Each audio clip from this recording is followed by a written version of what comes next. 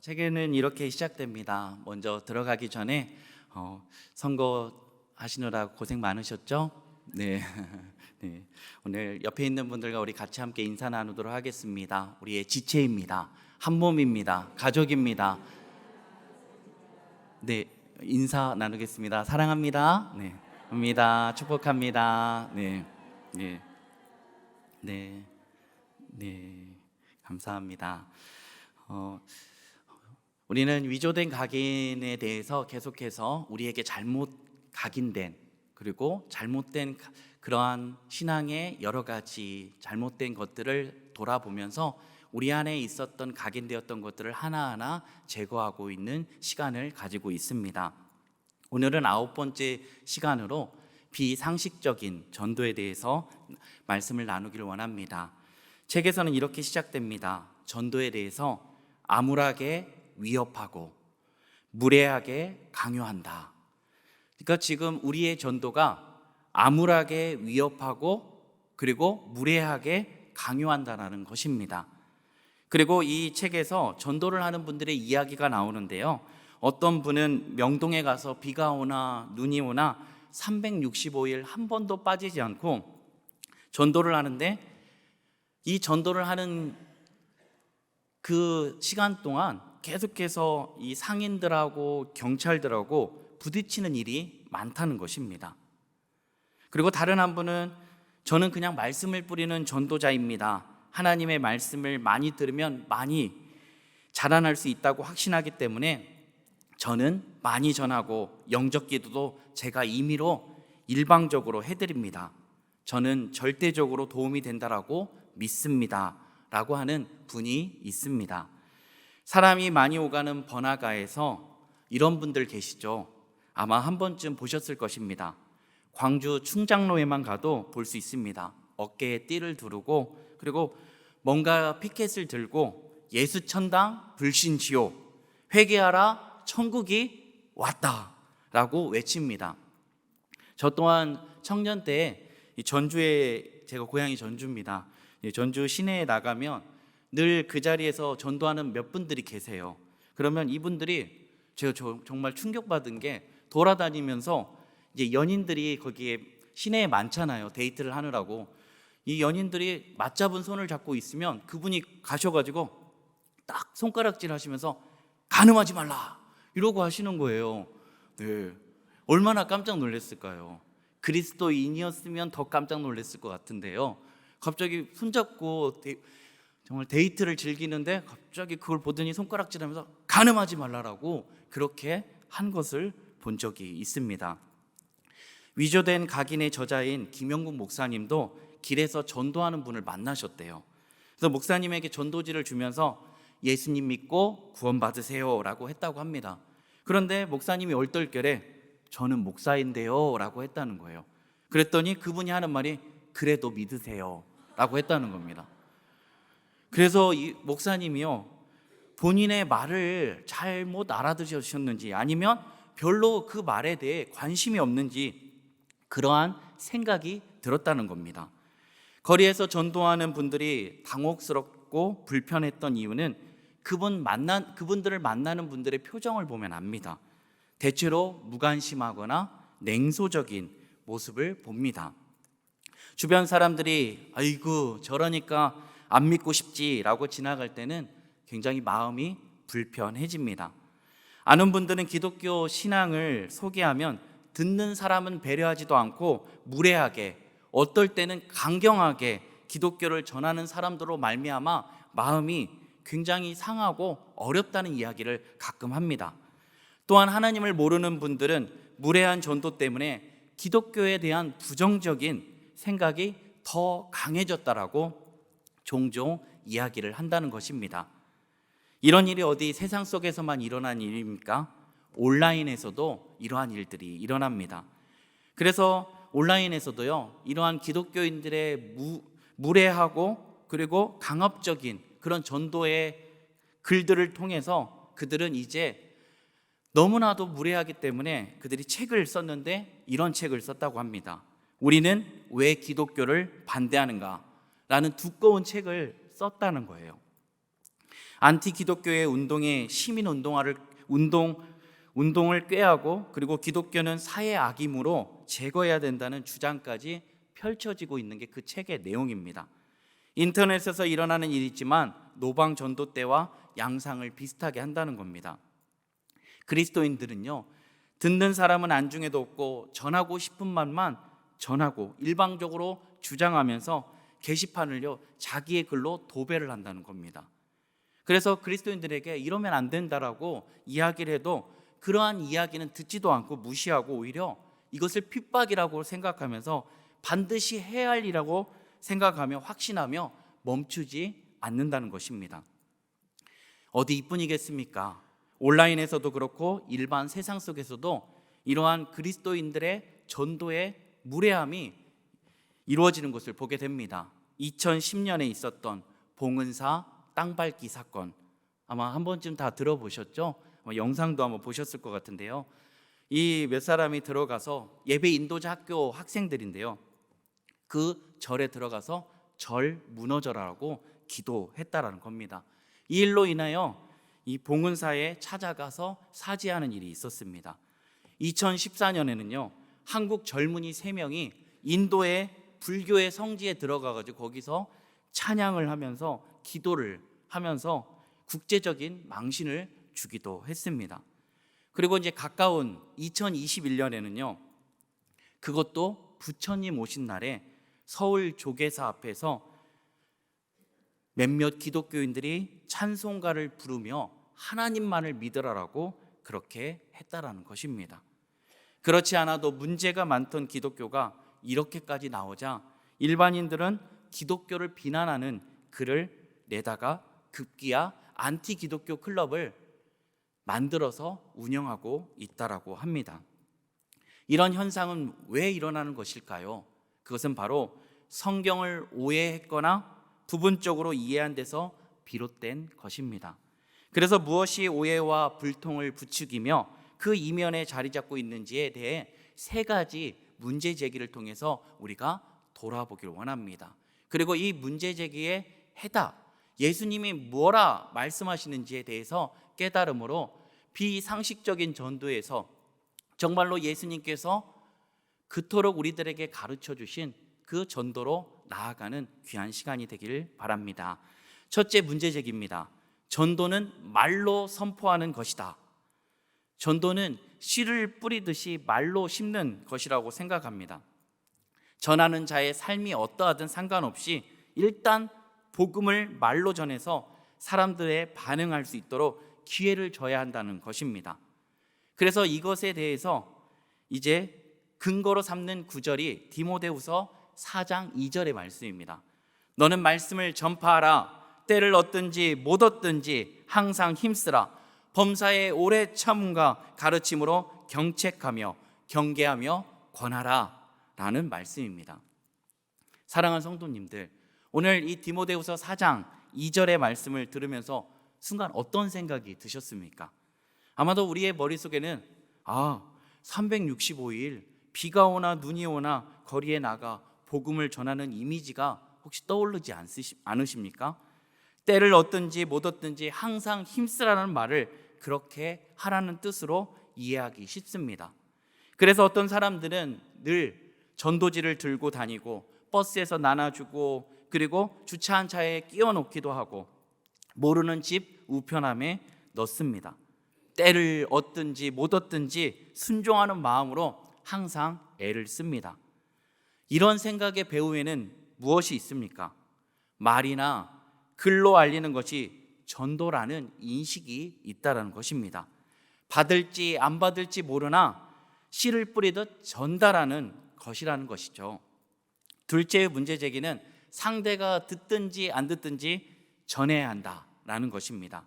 상대방이 듣고 안 듣고는 내 문제가 아니고 전하는 것만이 내 사명이라는 태도가 바로 이것입니다. 이를 지지한다는 근거로 드는 성경 구절은 이겁니다. 고린도전서 9장 16절 말씀입니다. 내가 복음을 전할지라도 자랑할 것이 없음은 내가 부득불 할 일임이라. 만일 복음을 전하지 아니하면 내게 화가 있을 것이로다. 바울 사도는요 복음을 전하는 일에 부름을 받았으므로 그 일을 해야 한다라고 합니다.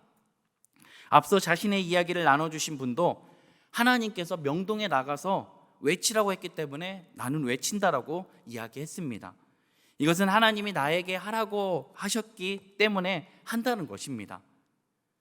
하지만 이 일을 할 때 그들이 듣든 안 듣든 그런 상대방의 그런 사정을 돌아보지 않는다는 겁니다. 그냥 자신이 전하는 메시지만이 너무나 중요하고 그것을 무조건 전해야 한다는 입장이 바로 두 번째 문제제기입니다.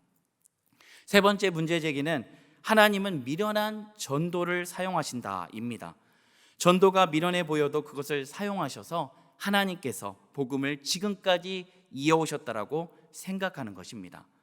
이러한 생각을 강화하는 내용이 있는데 그것이 바로 오늘 우리가 봉독한 말씀 고린도전서 1장 21절의 말씀입니다. 우리 함께 읽도록 하겠습니다. 하나님의 지혜에 있어서는 이 세상이 자기 지혜로 하나님을 알지 못하므로 하나님께서 전도에 미련한 것으로 믿는 자들을 구원하시기를 기뻐하셨도다. 아멘. 하나님은 어리석게 들리는 설교를 통해서 개역개정의 표현으로는 전도에 미련한 것으로 믿는 사람들을 구원하기를 기뻐하신다라고 하는 것이죠.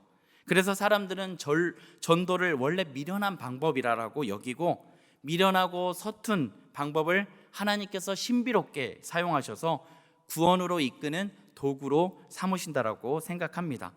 그래서 어차피 미련하니까 이런 미련한 방법에 그냥 담백하고 단순하게 전해야 된다라고 말합니다. 그러니까 이 세 가지의 문제 제기를 우리가 잘못된 각인으로 엉켜서 생각한다면 그래 나가서 외치자, 누군가는 듣고 구원을 얻을 거야 라는 생각을 하게 된다는 겁니다. 거리에서 전도하는 분들에게는 대단한 면도 있습니다. 적어도 그분들은요 파편적이지만 성경 말씀을 읽고 확신에 차서 그들은 움직입니다. 확신을 행동으로 옮겼다는 것만으로도 그분들을 유심히 봐야 합니다. 전도에는 손 놓은 채 말로만 아이고 저렇게 전도해서는 안 되지 라고 우리가 해서는 곤란하다는 겁니다. 그분들의 열정과 확신까지 인정할 부분이 있지만 씨를 뿌리듯이 말씀을 뿌리는 것은 아니라는 것이죠. 우리 예수님의 가르침을 보면은요 이것이 잘못된 각인이었다는 것을 우리는 깨닫게 됩니다.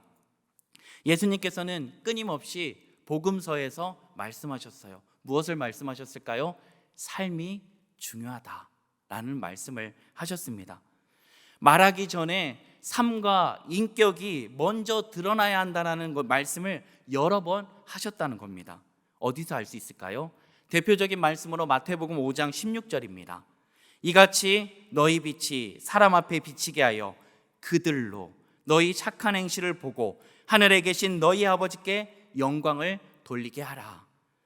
이같이 너희 빛이 사람 앞에 비치게 하여 그들로 너의 착한 행실을 보고 하늘에 계신 아버지께 영광을 돌리게 한다는 것입니다. 그런데 이 말씀에 앞서서 말씀하신 게 뭐냐면 예수님께서 너희는 세상의 소금이다, 너희는 세상의 빛이다라고 먼저 말씀하셨습니다. 그런 다음에 빛을 비추는 착한 행실이 있는데 그것이 무엇이라고 말씀할까요? 우리가 보통 착한 행실이라고 생각하면 우리가 선을 행하는 일이라고 생각합니다.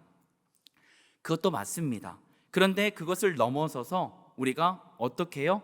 바로 예수님을 믿어서 생겨난 변화된 삶의 변화된 열매가 모두 그곳에 착한 행실에 포함되어 있다는 것입니다. 선을 행하는 것도 있지만 예수 그리스도를 만남으로 이제 나의 삶이 변화되었다는 것도 그 착한 행실에 들어간다는 것입니다. 예수님을 믿음으로 말미암아 변화한 인격과 삶을 보이라라고 말씀합니다. 그때 사람들이 하나님께 그 모습을 보고 영광을 돌리게 된다라는 것입니다. 그리스도인의 행실을 보고는 어떻게 저렇게 살지? 하나님이 살아있는지도 모르겠네. 나랑 별반 다르지 않는 사람이었는데 어떻게 저렇게 변했대? 라는 생각을 들게끔 그렇게 착한 행실을 통하여 믿지 않는 이들에게 하나님의 살아계심을, 예수 그리스도를 만나고 변화된 인생이 어떠한 삶으로 변화되었는지를 알게 된다라는 것입니다. 한국교회 초기에 있었던 이 목사님이 계신데요, 평양의 유명한 깡패 출신이었던 김익두 목사님이 있습니다. 이 김익두 목사님이 이제 돌아다니면서 부흥회를 이제 진행을 하게 됩니다. 이제 부흥회를 진행하는데 마을에 초청을 받아서 갔는데요, 그 마을에 한 분이 이제 그곳을 마을을 지나가지고 이제 부흥회 장소로 가는데 어떤 분이 만취하셔가지고 술에 취한 분이 계속해서 김익도 목사님을 보자마자 막 때리는 거예요.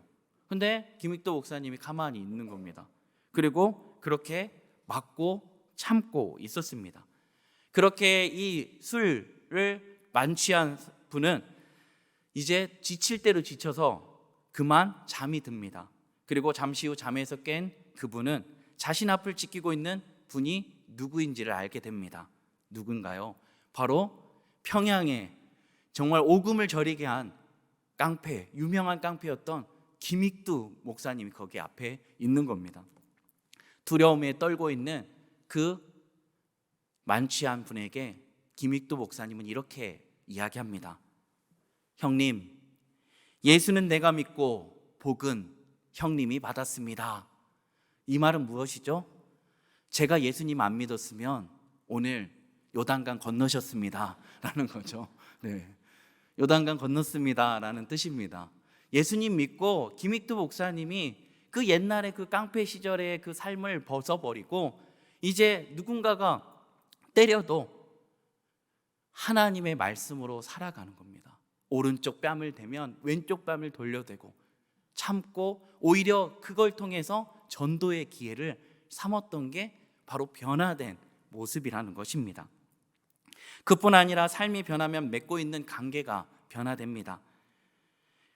우리의 인생은요, 관계입니다. 관계로 맺어집니다. 그래서 기독교는 관계의 종교라고 말씀합니다. 그래서 산속으로 들어가지 말고 세속적인 사회 속에서 살라라고 이야기합니다. 그래서 요한복음 13장 34절 35절 말씀 이렇게 말씀합니다. 새 계명을 너희에게 주노니 서로 사랑하라. 내가 너희를 사랑한 것 같이 너희도 서로 사랑하라. 너희가 서로 사랑하면 이로써 모든 사람이 너희가 내 제자인 줄 알리라 라고 말씀합니다. 그리스도인들이 서로 사랑하는 모습을 통해서 어떻게 저렇게 서로 용서하며 용납할 수 있지? 어떻게 저렇게 희생할 수 있을까? 어떻게 저렇게 다른데도 하나로 엮일 수 있을까? 저들이 바로 예수님의 제자이구나 라는 것을 알게 된다라는 것입니다. 그래서 예수님의 마지막 기도가 담긴 요한복음 17장 말씀에서 이렇게 말씀합니다. 하나님, 그들도 하나가 되어서 아버지께서 나를 보내셨던 것을 세상이 믿게 하여 주십시오. 이제 끝날, 이제 십자가에 달려 그 끝 가운데 나아가는 예수님께서 하나님께 그 제자들을 위하여 기도하는데 이렇게 말하는 거예요. 하나님, 그들이 하나 되게 하여 주옵소서. 그들이 하나 되게 해서 그들의 하나된 모습으로 생긴 것도 다르고 출신도 다르고 그들의 모습이 다르지만 예수 그리스도 안에 하나됨으로 말미암아 그들의 모습을 통하여 많은 이들이 세상이 믿을 수 있는 은혜가 있게 하여 주옵소서라고 말씀하고 있는 것입니다. 사랑하는 성도 여러분, 오늘 이것이 바로 예수님이 우리에게 주시는 전도라는 거예요. 전도는 그냥 말로만 전하는 것이 아니라 정말로 우리의 변화된 인격, 삶으로 전도하는 것임을 이야기하는 것입니다. 그냥 말로만 내가 그렇게 살지 못하면서 나도 예수 그리스도를 알지 못하면서 그렇게 전하고 상대방을 이해하지 못하고 전하고 있다라는 것입니다. 그러므로 불특정 다수에게 마구 뿌리듯이 이야기하는 그 전도는 성경의 가르치는 전도와는 거리가 먼 것인 것입니다. 전도에 관한 둘째 문제 제기의 진실은 무엇입니까? 듣는 사람에 맞추어 전해야 한다는 것입니다. 앞선 고린도전서 9장 16절 말씀, 내가 복음을 전하지 않으면 나에게 화가 미칠 것이다 라고 이야기했는데요, 그 부분은요, 사실은 그 말씀의 뒤편에 나오는 이 말씀을 우리가 알아야 합니다. 9장 19절에서 23절 말씀은 이렇게 얘기합니다. 내가 모든 사람에게 자유로우나 스스로 모든 사람에게 종이 된 것은 더 많은 사람을 얻고자 함이라. 유대인들에게 내가 유대인같이 된 것은 유대인을 얻고자 함이요, 율법 아래에 있는 자들에게는 내가 율법 아래에 있지 아니하나 율법 아래에 있는 자같이 된 것은 율법 아래에 있는 자들을 얻고자 함이요, 율법 없는 자에게는 내가 하나님께는 율법 없는 자가 아니요 도리어 그리스도의 율법 아래에 있는 자이나 율법 없는 자와 같이 된 것은 율법 없는 자들을 얻고자 함이라 라는 것입니다. 앞에 구절은 이렇게 요약할 수 있습니다. 바울은 A에게는 A처럼 되었고 B에게는 B처럼 되었고, 물론 바울은 A도 아니고 B도 아니었으나 때로는 A처럼 때로는 B처럼 되었다는 것입니다. 무엇이죠? 철저하게 상대방을 이해하고 상대방에 맞추어 그 예수 그리스도의 복음을 증거했다는 것입니다. 왜 그랬습니까? 어떻게 해서든지 몇 사람이라도 구원을 얻게 하기 위해서 그는 몸부림쳤던 것입니다.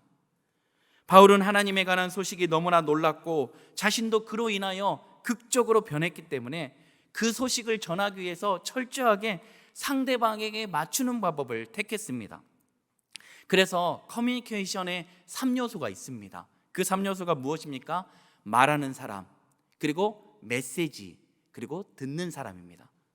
말하는 사람, 메시지, 듣는 사람이 커뮤니케이션의 가장 중요한 3요소라는 거예요. 그래서 말하는 사람 중심으로 메시지를 전하는 것이 아니라 바로 듣는 사람의 입장에서 메시지를 전하는 것이 가장 효율적으로 메시지를 전하는 방법이라는 것입니다. 바울은 그래서 그렇게 했던 것입니다. 어떻게 해서든지 한 사람이라도 더 얻기 위해서, 구원을 받게 하기 위해서 그는 그렇게 했다라는 것입니다. 그러므로 이 상대방을 이해하지 않고 전하는 것, 내가 복음을 전하지 않으면 화가 미친다라는 말은, 그것은 무엇입니까? 복음 전도에 대한 자신의 소명을 피력한 것이지 상대가 듣든지 안 듣든지 상관하지 않고 전한다는 뜻이 아닙니다. 바로 이어서 상대가 누구든지 그가 알아듣게 하려고 그 사람처럼 되어서 그 사람을 말로 전한다라고 이야기하고 있는 것입니다. 따라서 전도에 관한 둘째의 문제 제기는 정당하지 않은 거죠. 듣는 사람이 이해하지 못하는 걸로 어떻게 전할 수 있겠습니까? 전하지 못한다는 것입니다. 세 번째 진실은요, 미련한 것은 전도 방식이 아니라 바로 전도의 내용이어야 된다는 것입니다. 미련한 전도 방법이 아닙니다. 여기서 말하는 미련한, 전도의 미련한 것은 캐리그마입니다.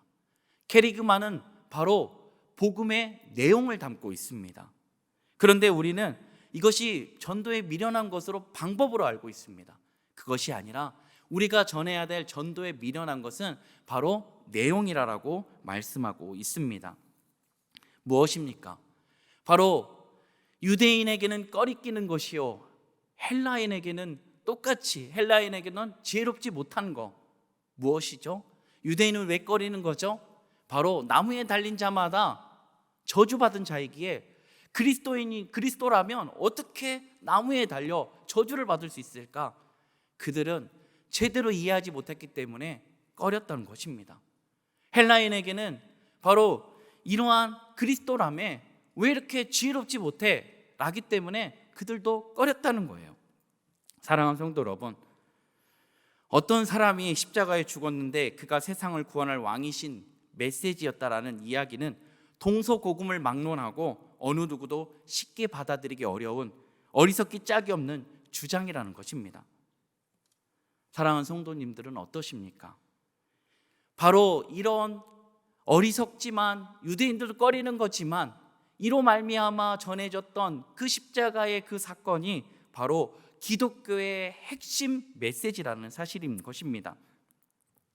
신 대신, 유일하신 신이 되신 바로 예수 그리스도께서 우리 한 사람 한 사람을 위하여 죽으셨다는 것이 바로 우리에게 주시는, 우리가 전해야 될 복음의 캐리그마 내용이 되어야 된다는 것입니다. 오늘날 사람들은 이러한 내용을 받아들이기 힘들어합니다. 나를 하나님이 그렇게 사랑한다고요? 나를요? 나를 사랑한다는 우리 아버지도 나를 얼마나 실망시키고 괴롭혔는데요. 눈에 보이는 아버지도 그런데 눈에 보이지 않는 하나님 아버지가 나를 사랑한다고요? 그래서 죽었다고요? 날 위해서라며 받아들이지 못합니다. 성경은 이 사실에 관해서 뭐라고 합니까? 하나님께서 우리를 사랑하셔서 우리가 죽어야 할 자리에 예수 그리스도께서 대신 죽으셨다라고 말씀합니다. 성경의 주제는 대략 이러합니다. 전 세계와 전 우주, 우리의 삶과 영혼의 주인에 되시는 하나님이 바로 인간이 하나님을 제거하고 스스로 주인 되려고 했던 그 대가를 치러야 하는데, 오히려 하나님께서 온 우주의 질서를 망가뜨린 인간에게 오히려 하나님께서는 그들을 사랑하셔서 하나밖에 없는 아들을 아낌없이 내어주셨다라는 것입니다. 저는 아직도 이 사랑을 다 이해하지 못합니다. 오히려 그 사랑을 다 이해했다는 것이 이상할 것입니다.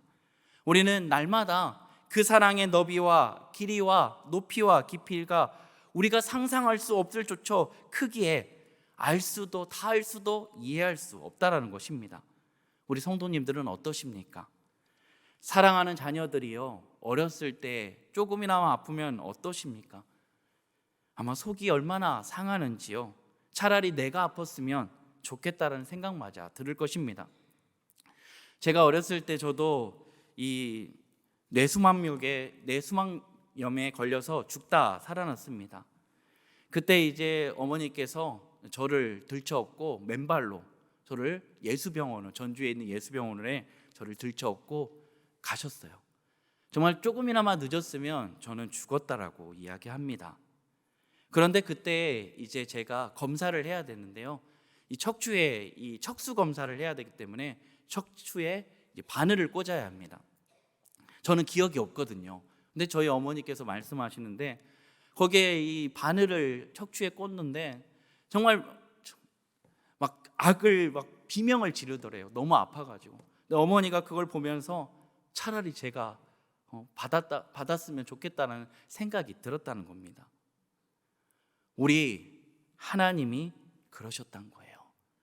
죽을 수밖에 없는 우리들, 죽어 마땅한 우리들을 바라보니까 너무 마음이 아픈 거예요. 내가 대신 죽어야지 라고 생각하시고 인간의 몸을 입고 우리 가운데 오셨다는 게 바로 성경이 우리들에게 증거하는 메시지라는 겁니다. 이런 내용이 사람들에게는 어리석어 보일지 모릅니다. 어떻게 천지를 지으신 하나님이 바닷가의 모래알같이 수많은 이들을 위해 자기의 아들을 죽음으로 대가를 치르셨을까? 신이 죽는다고 망가진 세상이 좋아지나? 뭘 어떻게 회복한다라고 하는지. 그런데 그것에 대해서 사도 바울은 전도에 미련한 것이라고 표현합니다. 어리석어 보이는 설교에 담긴 뜻은 바로 이것입니다. 십자가에 못 박혀 죽은 메시아, 이것이 기독교의 중심 메시지며 미련하고 어리석어 보이는 내용입니다. 그러므로 우리는 미련한 것이 있다면 그것은 전도의 내용입니다. 미련하게 전도해야 한다면 전도의 방법을 강조한 말이 아니라 우리가 전해야 될 메시지가 무엇인지를 우리는 분명히 알아야 된다는 것입니다. 예수님께서는 어떻게 하셨습니까? 전도의 최고의 모범은 예수님이십니다. 예수님께서는요, 이 땅에 오셔서 말씀만으로 전하지 않으셨어요. 사람들이 예수님께 영향을 받은 이유는 그분이 살았던 삶과 인격 때문이었습니다. 예수님께서 받은 메시지를 녹음했다가 재생하듯이 기계적으로 전하지 않으셨어요. 당시 말을 잘하고 가르치는 건 오히려 누구였을까요? 랍비나 서기관이었습니다. 그런데 성경은 이렇게 증거합니다. 그들의 말과 예수님의 말이 달랐다라고 증언합니다. 왜 달랐죠? 그들은 말씀은 유창하게 했을지 몰라도 그들의 삶은 그렇게 살지 못했다는 겁니다. 그러나 예수님은요, 그 말씀 가운데 삶으로 살아내고 그 인격으로 그 모든 말씀을 응하게 하시고 이루셨다는 것입니다. 이것이 바로 가장 전도의 중요한 진실이라는 것입니다. 사랑하는 성도 여러분, 오늘 우리는 예수 그리스도를 만나고 얼마나 변하고 있으십니까? 물론 우리는 완벽하게 변화되지 못합니다. 그러나 예수 그리스도를 만나면 변화되게 되어 있습니다. 그래서 우리가 예수 그리스도를 진정 만나고 또 예수 그리스도를 믿게 되면 어떻게 될까요? 요한 1서에 보면은요, 이렇게 말합니다. 형제를 사랑함으로 말미암아 사망에서 옮겨 생명으로 이르게 된 것을 아노라라고 말씀합니다. 무엇입니까? 변화됐다는 거예요. 예전에는 형제와 자매를 미워하고 원망하고 질투하고 그랬는데 예수 그리스도를 만남으로 말미암아 이제 새로운 삶이 펼쳐졌다는 거예요. 무엇입니까? 바로 사랑하지 못하는 자를 사랑할 수 있게 되었다는 것입니다. 그것이 바로 사망에서 옮겨 생명으로 이르게 된 증거가 되어지게 되었다는 것입니다. 사랑하는 성도 여러분, 예수님께서는 철저하게 듣는 사람의 관점에서 복음을 전하셨습니다. 인간의 몸을 입고 오셨고 인간의 말로 전하셨습니다. 만약 하나님께서요, 모기를 선지자로 삼으셔서 우리들에게 그 그리스도를 전한다라고 생각해 보시길 바랍니다. 그 모기가 윙윙 거린다고 우리가 알 수 있습니까? 믿으러 한다고 알 수 있으세요? 정말 보이지도 않는 그 눈망울로 닭똥 같은 눈물을 흘리면서 믿으라고 한다고 믿어지세요? 우리들에게 충격요법으로 팔에 앉아가지고 피를 빨아 당기면서 믿으라고 막 우리를 막 힘들게 한다고 그거 알아들을 수 있습니까? 오히려 그 팔에 앉아가지고 피를 빠는 모기를 우리는 죽일 뿐이죠. 그것이 바로 예수님께서 인간의 몸을 입고 우리가 알 수 있게, 듣는 이가 상대방이 알 수 있게 인간의 몸을 입고 오신 이유라는 것입니다. 또한 예수님께서는요, 그냥 사랑한다라고 말하지 않으셨어요. 예수님께서는 대가를 치르는, 기꺼이 치르는 사랑으로 함께 하셨다는 것입니다. 그것이 그냥 말로만 하는 사랑이 아니라 정말로 자신의 생명을 아낌없이 내어주시기까지 사랑하여 주셨음을 말씀해주고 있다는 것입니다. 대가 없는 사랑은, 희생 없는 사랑은 장난에 불과하다는 것입니다. 바로 예수님이 보여주신 사랑, 그 사랑이 오늘 우리들 안에 있고 이제 그 사랑이 우리들 안에 있어서 우리가 그 사랑으로 살고 그 사랑으로 이제 전하게 되어지는 놀라운 은혜가 있게 될 줄 믿습니다. 이제 말씀을 마무리합니다. 예수 천당, 불신 지옥이라는 표현은 맞는 이야기입니다. 예수님을 믿으면 우리는 하나님의 나라에 들어갈 수 있습니다. 그리고 예수님을 믿지 않으면 지옥에 갈 수밖에 없습니다. 틀린 말이 아닙니다. 하지만 예수 천당 불신 지옥은 그리스도인이 믿는 내용이지 외쳐야 할 구원은 아닙니다. 그것도 아직 예수님을 모르는 이들에게 외칠 내용은 아니라는 겁니다. 그래서 이 구원은 절반만 진실인 것입니다. 자신이 믿는다고 고백하는 진리에 가까워지지 않고 오히려 그 반대로 가고 있다면 자기 아들까지 희생시킨 하나님의 사랑을 제대로 전하는 역할을 못할 뿐만 아니라 그 사랑과는 다른 무언가를 많은 사람에게 각인시키는 결과를 낳게 됩니다. 반대로 그 진리를 알아가고 그 진리로 인해 삶과 인격이 변화되는 사람의 증언은 하나님을 알지 못하고 거절했던 사람이 하나님을 다시 발견하는 계기가 됩니다. 그러므로 교회 안에서나 밖에서나 구호가 아닌 사람으로서 예수 천당이 절실한 오늘인 것입니다. 우리는 그냥 말로만 예수 천당 불신지옥이 아니라 삶으로 예수 천당, 예수님을 믿고 어떻게 변화됐고, 예수님을 믿고 우리가 지금 이 땅에서 하나님의 나라를 어떻게 이뤄가고 누리며 살아가고 있는지, 그리고 내가 믿지 않는 이를 바라봤을 때 그 불쌍한 영혼을 바라보고 내가 전하지 않으면 안 되는 불붙는 것 같은 그 마음이 우리들 안에 나타내어지는, 그래서 예수 그리스도가 되시고 우리를 위하여 이 땅에 오셔서 죽을 수밖에 없는 우리를 위하여 그 사랑의 증거를 확증시켰다는 것을 우리는 전해야 된다는 것입니다.